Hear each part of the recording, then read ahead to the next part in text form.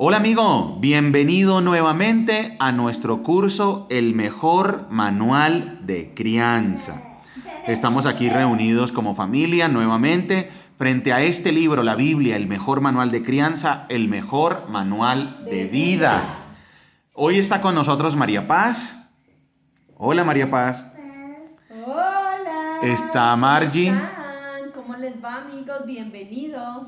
Y Daniel David. Hola. Bueno, hoy tenemos una clase muy interesante. El título de nuestra clase de hoy, esta es la clase número 45, es ¿cómo reaccionas ante Jesús? ¿Cuál es la reacción mía? ¿Cuál es la reacción de nosotros como familia? Pero sobre todo, ¿cuál es la reacción que tenemos como individuos ante Jesucristo? Vamos a leer Mateo capítulo 13 desde el versículo 53 en adelante y vamos a leer todo el versículo 14. Cuando Jesús terminó de contar esas historias e ilustraciones, salió de esa región, regresó a Nazaret, su pueblo. Cuando enseñó allí en la sinagoga, todos quedaron asombrados y decían: ¿de dónde saca esa sabiduría y el poder para hacer milagros? Y se burlaban. No es más que el hijo del carpintero, y conocemos a María, su madre, y a sus hermanos, Santiago, José, Simón y Judas. Todas sus hermanas viven aquí mismo entre nosotros. ¿Dónde aprendió todas esas cosas? Se sentían profundamente ofendidos y se negaron a creer en él. Entonces Jesús les dijo: un profeta recibe honra en todas partes menos en su propio pueblo y entre su propia familia. Por lo tanto, hizo solamente unos pocos milagros allí debido a la incredulidad de ellos. Dani, ¿cómo dice allá en la nueva versión internacional, el versículo 3, capítulo 13, versículo 57? ¿Cómo dice? Y se escandalizaban a causa de él, pero Jesús les dijo: en todas partes se honra a un profeta, menos en su tierra y en su propia casa. Ahí en esa versión dice se escandalizaban, aquí dice se ofendían, estaban ofendidos. Tenían al Mesías ante ellos, tenían al Hijo de Dios, y en Nazaret se sintieron ofendidos, se sintieron atacados, se escandalizaban, lo rechazaron en Nazaret. Capítulo 14. Cuando Herodes Antipas, el gobernante de Galilea, oyó hablar de Jesús, les dijo a sus consejeros: este debe ser Juan el Bautista, que resucitó de los muertos, por eso puede hacer semejantes milagros. Pues Herodes había arrestado y encarcelado a Juan como un favor para su esposa, Herodías, ex esposa de Felipe, el hermano de Herodes. Juan venía diciendo a Herodes: es contra la ley de Dios que te cases con ella. Herodes quería matar a Juan, pero temía que se produjera un disturbio porque toda la gente creía que Juan era un profeta. Pero durante la fiesta de cumpleaños de Herodes, la hija de Herodías bailó una danza que a él le agradó mucho.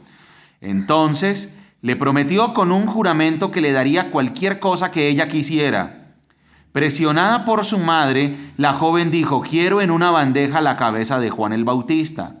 Entonces el rey se arrepintió de lo que había dicho, pero debido al juramento que había hecho delante de sus invitados, dio las órdenes necesarias. Así fue que decapitaron a Juan en la prisión. Trajeron su cabeza en una bandeja y se la dieron a la joven, quien se la llevó a su madre. Después los discípulos de Juan llegaron a buscar su cuerpo y lo enterraron. Luego fueron a contarle a Jesús lo que había sucedido. Aquí tenemos entonces a Herodes Antipas, el gobernante de Galilea, y él escuchó hablar de Jesús. Y entonces dijo: este debe ser Juan el Bautista, que resucitó de los muertos. ¿Qué está mostrando ahí Herodes? Otra respuesta hacia Jesús, y es la del misticismo, la de ser alguien que cree en agüeros, la superstición, ¿no? Herodes reaccionó ante Jesús con superstición y curiosidad. Dijo: oiga, ¿será que ese es Juan, el que resucitó de los muertos? Porque yo lo mandé a matar. Entonces mínimo es él que resucitó. Herodes era una persona supersticiosa, no se arrepentía. Y esa es una reacción que muchas personas pueden tener hacia Jesucristo. La primera, como en Nazaret, es de total rechazo. Lo rechazan. Se ofenden ante él. Y otra respuesta ante Jesucristo es la de la superstición, el agüero. Ay, pues ¿será que será de buena suerte creer en él o será que es de mala suerte rechazarlo? Herodes cometió un pecado terrible y fue mandar a matar a Juan el Bautista. Sin embargo, en el relato no aparece que Herodes ni siquiera se haya arrepentido o haya sentido culpa por eso. No, sino simplemente lo hizo porque era una persona malvada, pero supersticiosa. Capítulo 14, verso 13. En cuanto Jesús escuchó la noticia, salió en una barca a un lugar alejado para estar a solas. Pero las multitudes oyeron hacia dónde se dirigía y lo siguieron a pie desde muchas ciudades. Cuando Jesús bajó de la barca, vio a la gran multitud, tuvo compasión de ellos y sanó a los enfermos. Esa tarde los discípulos se le acercaron y le dijeron: este es un lugar alejado y ya se está haciendo tarde. Despide a las multitudes para que puedan ir a las aldeas a comprarse comida. Jesús les dijo a sus discípulos: eso no es necesario, denles ustedes de comer. Pero lo único que tenemos son 5 panes y 2 pescados, le respondieron. Tráiganlos acá, dijo Jesús. Luego le dijo a la gente que se sentara sobre la hierba. Jesús tomó los 5 panes y los 2 pescados, miró hacia el cielo y los bendijo. Después partió los panes en trozos y se los dio a sus discípulos, quienes los distribuyeron entre la gente. Todos comieron cuanto quisieron y después los discípulos juntaron 12 canastas con lo que sobró. Aquel día unos 5,000 hombres se alimentaron, además de las mujeres y los niños. Aquí vemos a otro público de nuestro Señor Jesucristo, y en este caso son las multitudes. Las multitudes responden ante Jesús como simplemente alguien que les provee.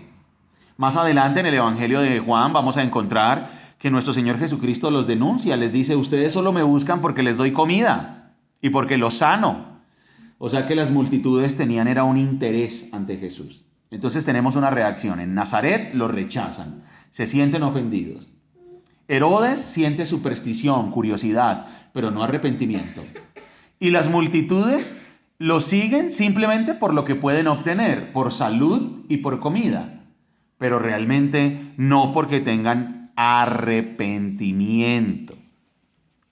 Interesante. Vamos con el versículo 22, capítulo 14, verso 22. Inmediatamente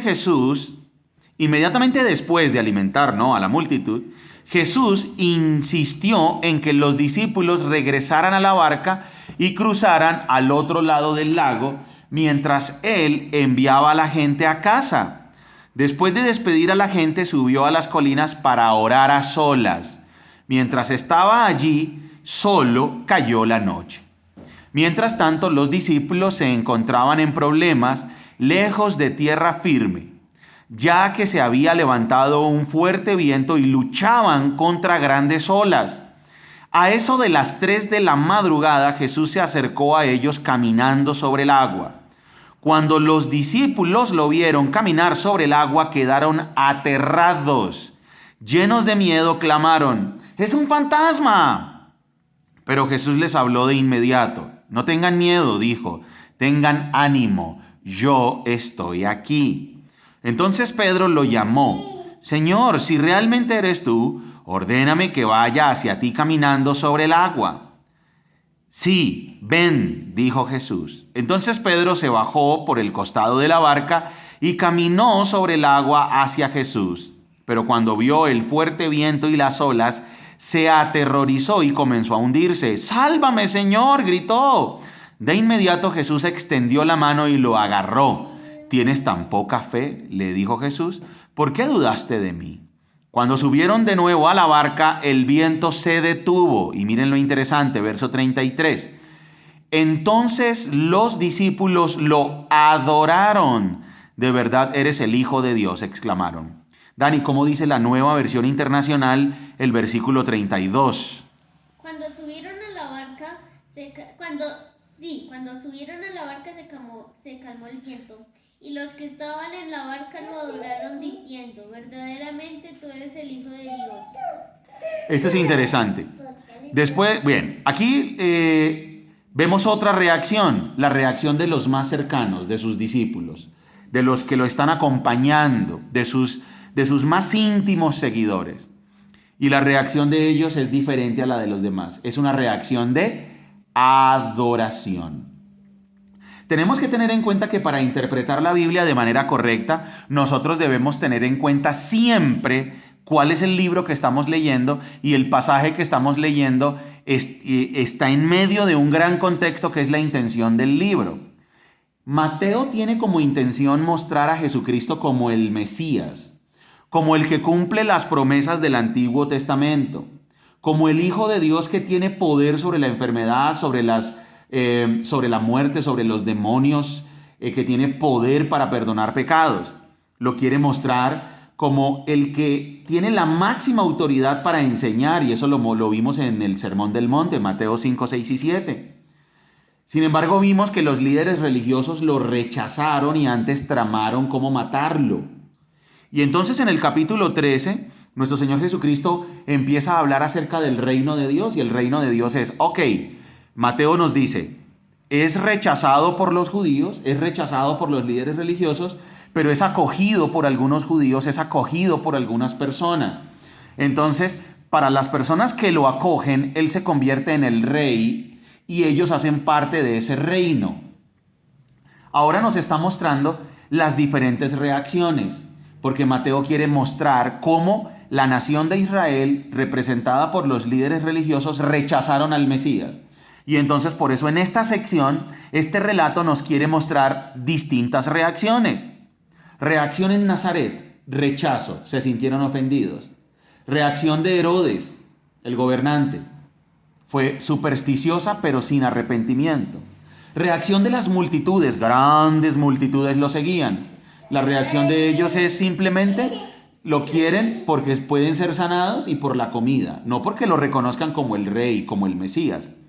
En cambio, sus discípulos gracias Margie, les puro interés. En cambio, sus discípulos, y eso es lo que quiere resaltar Mateo, sus discípulos sí lo aceptan y lo reconocen como debe ser.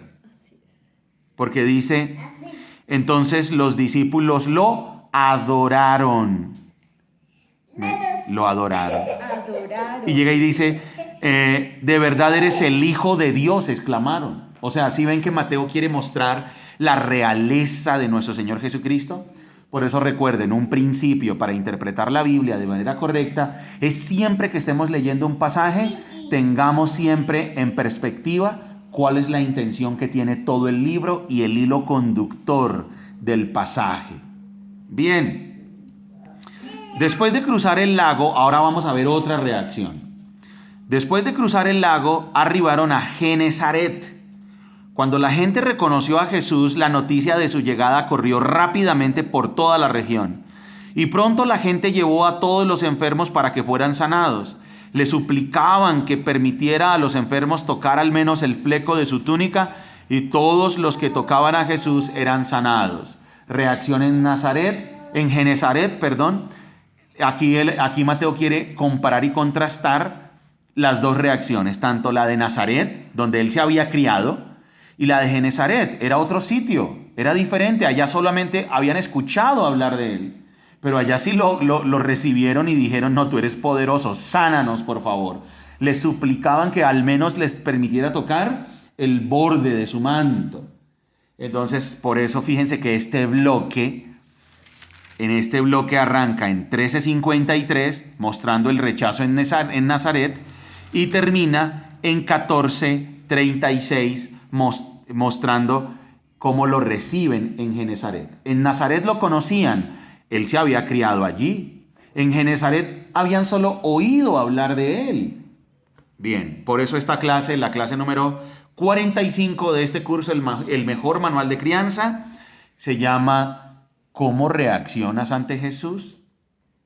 Entonces, La incredulidad ciega a las personas. La incredulidad es el resultado de un corazón duro. Eso fue lo que sucedió en Nazaret.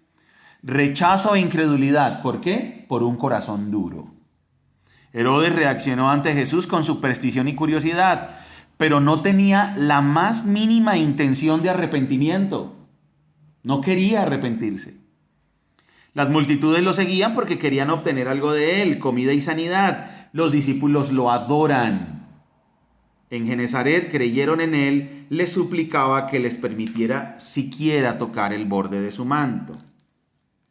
Vamos a ir a Romanos capítulo 1, verso 1. Romanos capítulo 1, verso 1. Recuerda esta pregunta, recuerden, nosotros aquí como familia tenemos que recordar, ¿cómo reaccionamos ante Jesús? Entonces, Dani, ¿tú cómo reaccionas ante Jesús?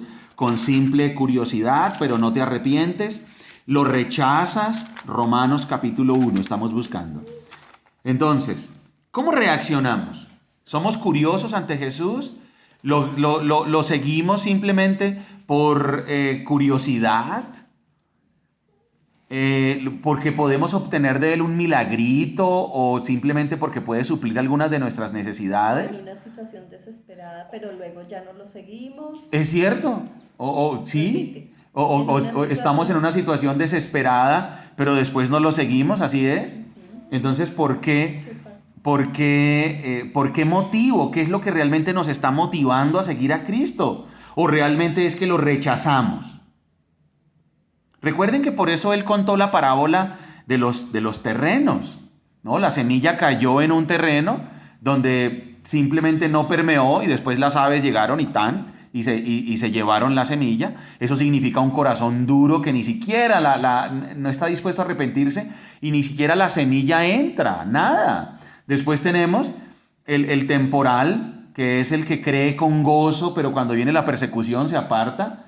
Después tenemos el que realmente no está interesado, pero tiene un gustito y entonces cree, se acerca, pero el engaño de las riquezas y los afanes de esta vida apaga o ahoga la semilla. Todos esos tres terrenos son terrenos de corazones duros, corazones que no se arrepienten. Por eso la pregunta es, ¿cómo reaccionas tú ante Jesús? Vamos a leer Romanos capítulo 1, de los versículos 1 al 4. Dice, yo Pablo, esclavo de Cristo Jesús.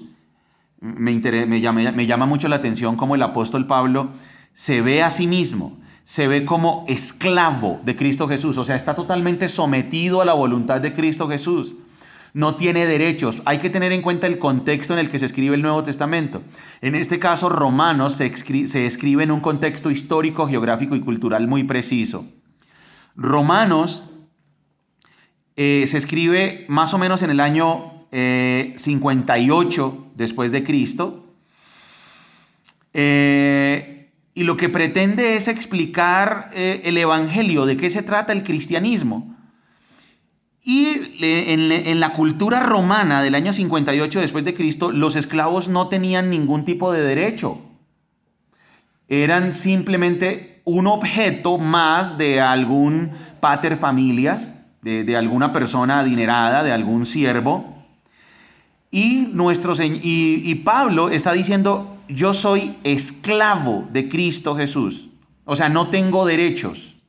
O sea, yo me someto 100% a la voluntad de Cristo. Dice, yo Pablo, esclavo de Cristo Jesús y elegido por Dios para ser apóstol y enviado a predicar su buena noticia, escribo esta carta.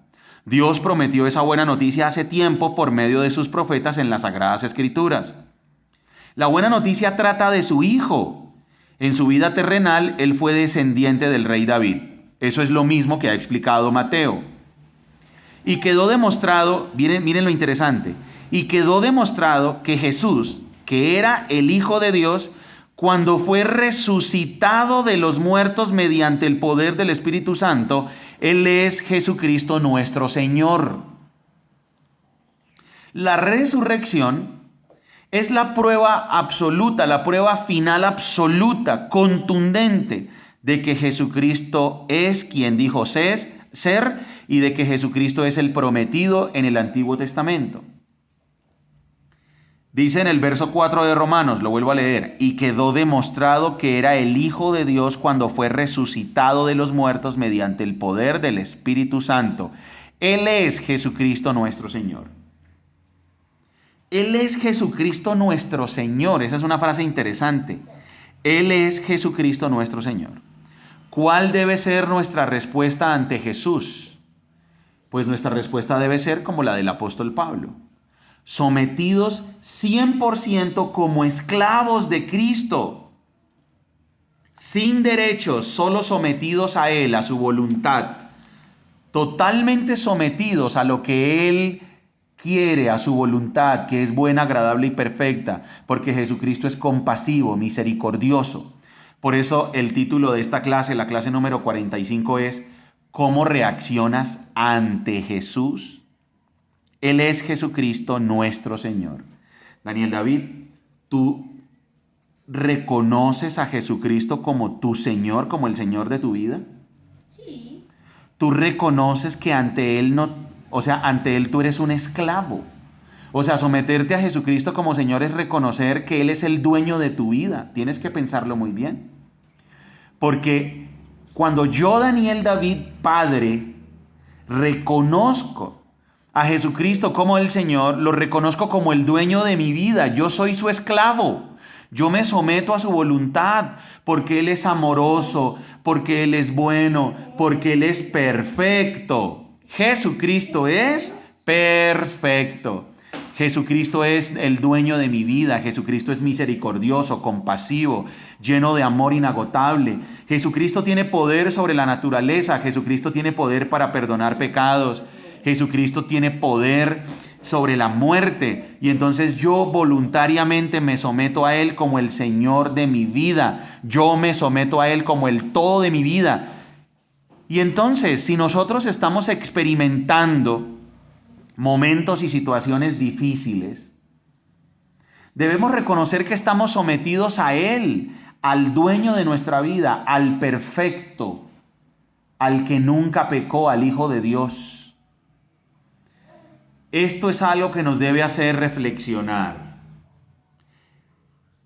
¿Cómo reaccionas ante Jesús? ¿Lo reconoces como tu Señor?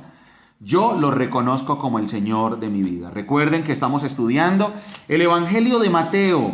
La Biblia tiene unidad, coherencia y lógica. ¿Por qué tiene unidad, coherencia y lógica? Porque la Biblia en sus relatos pasa pruebas. Entonces hemos leído Mateo hasta aquí, todo el capítulo 14. Mateo capítulos 1, 2, 3 y 4 fue la presentación del Mesías, el prometido en el Antiguo Testamento. Mateo 5, 6 y 7, la enseñanza del Mesías, es su código moral absoluto. Mateo 8, 9, 10, Él tiene poder, es el poderoso para perdonar pecados, para sanar los enfermos, poder sobre la naturaleza. Capítulo 10, 11, nuestro Señor Jesucristo envía a sus discípulos y les dice cuál es el costo de seguirlo. Mateo capítulo 12 llega al clímax, el rechazo de los líderes judíos, de los líderes religiosos, y traman cómo matarlo. Y lo peor, cometen un pecado imperdonable. Dicen que Jesucristo tiene poder, es dado por Satanás. O sea, eso es el peor de los pecados. Mateo capítulo 13, las parábolas del reino. Entonces, ¿cómo es el reino del cielo? Y ahora, Mateo capítulo 14, el autor nos muestra diferentes reacciones ante nuestro Señor Jesucristo. Ya nos vamos dando cuenta del hilo conductor de Mateo. Por eso la pregunta en la que vamos a reflexionar como familia es: ¿cómo reaccionas ante Jesús? Muy bien, querido amigo, que nos estuviste escuchando a lo largo de esta clase, te felicitamos. Gracias por acompañarnos. Nosotros como familia tenemos el hábito de cada uno, Dani, Margie, yo, María Paz, cada uno, todos los días tiene un estudio personal de las Escrituras. Todos los días. Te animamos a que tú lo tengas, un estudio personal y un estudio familiar. Te animamos a que estudies la Biblia, porque la Biblia nos da sabiduría. Así es. Que estés muy bien. Nos despedimos. Y recuerda que somos familias que se enfocan en lo importante. Chao. Un abrazo. Chao.